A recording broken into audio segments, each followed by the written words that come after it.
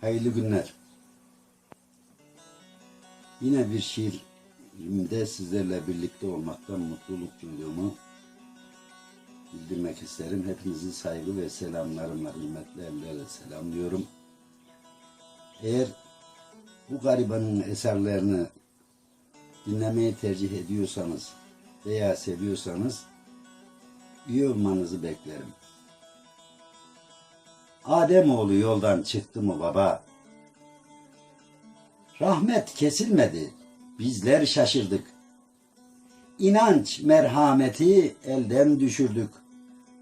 Faizle, haramla göbek şişirdik.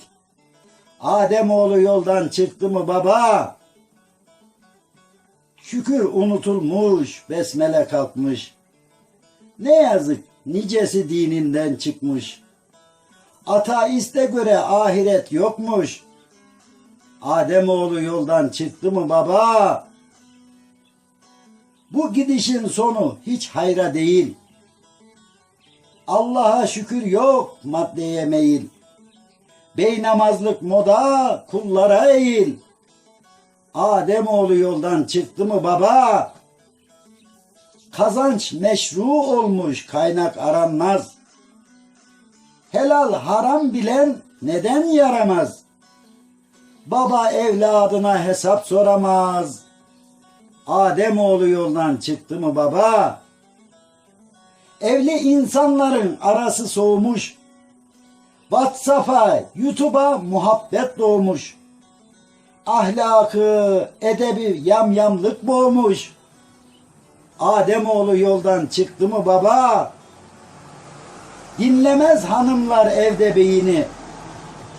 İnternet doldurmuş çoğu beyni. Aldık keferenin her bir şeyini. Ademoğlu yoldan çıktı mı baba?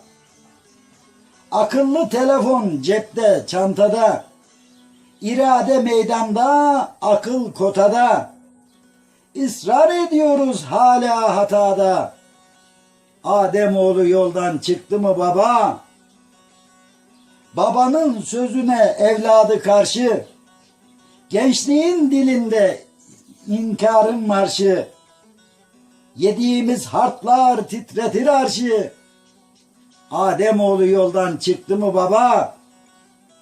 Kızları sanarsın anaya kuma, tatlı dil güler yüz yakışmaz ona.